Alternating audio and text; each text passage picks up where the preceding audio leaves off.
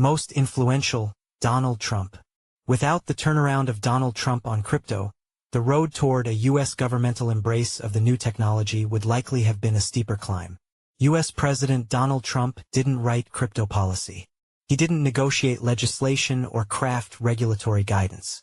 But without his sweeping demands from the White House and the pressure he's applied on his political allies in Congress, it's hard to imagine the industry would have had the several major successes it celebrated during his first year back in office.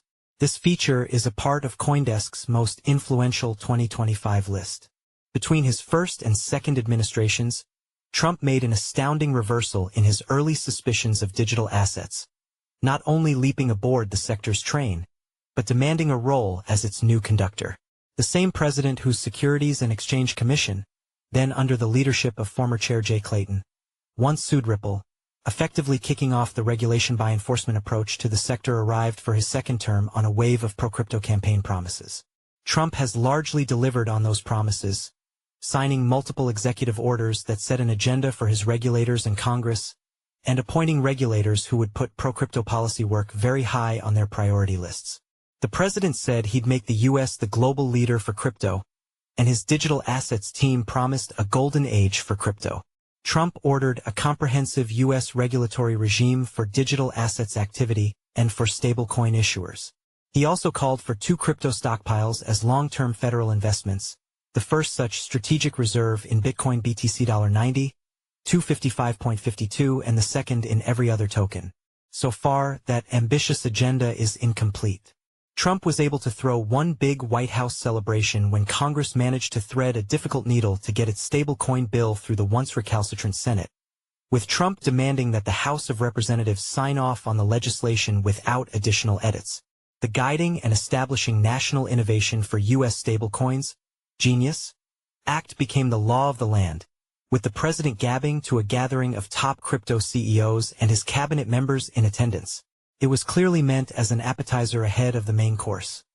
A bill that would clearly define how digital assets would be defined and how transactions with them would be overseen by the federal government. That's where Trump's efforts have fallen short. While his allies managed to get a market structure bill to the floor of the House, where it passed with unusual cross-aisle support, it screeched to a halt in the Senate. Despite Trump's ambitious summer deadline, the Senate is where legislation has often gone to languish. The reasons are many, including its tighter access to floor time, that it usually demands a 60-vote, bipartisan majority to advance anything, and there's a greater ability for single members to throw wrenches into the works. It didn't help that Congress's failure to act on a budget slammed the doors on the federal government for weeks in the middle of the legislative talks. Democrats have some significant complaints and points of worry in the draft bills unveiled in the Banking Committee and Agriculture Committee. Much of their attention is on consumer protection and the prevention of bad guys abusing the technology. But the most political and controversial pushback is focused on the president himself. When Trump changed his mind about crypto, he jumped in with his whole wallet.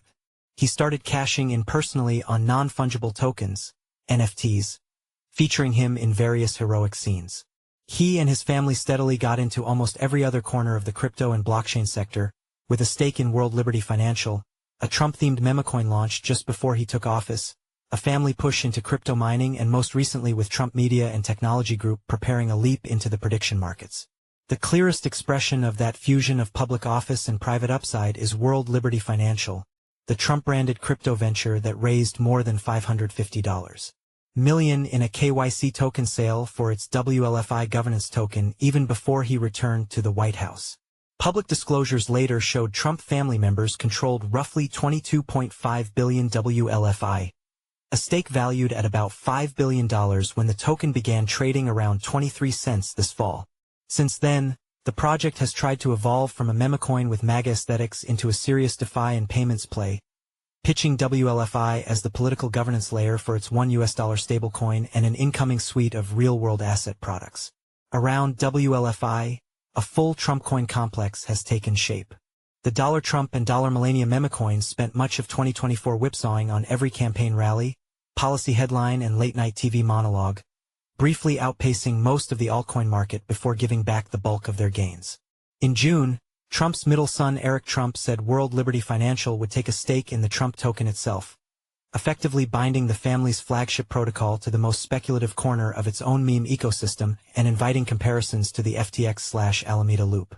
There are almost no crypto roads untraveled by Trump, who has reportedly earned hundreds of millions of dollars from his digital assets ventures. Since he's also directing his administration's crypto policies, congressional Democrats have objected loudly to the apparent conflict of interest. As recently as a December 2nd House hearing on banking regulation, Trump-appointed officials said they agreed with the rules prohibiting regulators and Fed board members from engaging in bank ownership or management to avoid conflicts. But when asked whether the same standard should be directed at a president controlling crypto policy when he has financial ties to the industry, they declined to answer.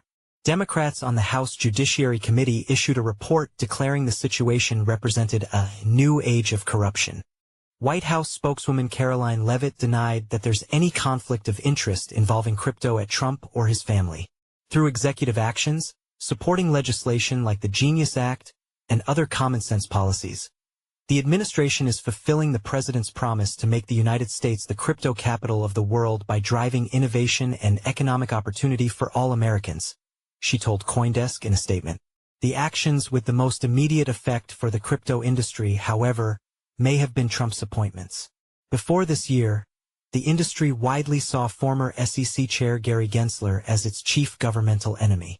Gensler's SEC refused to write tailored crypto regulations and instead guided the industry through a slew of enforcement actions and court battles.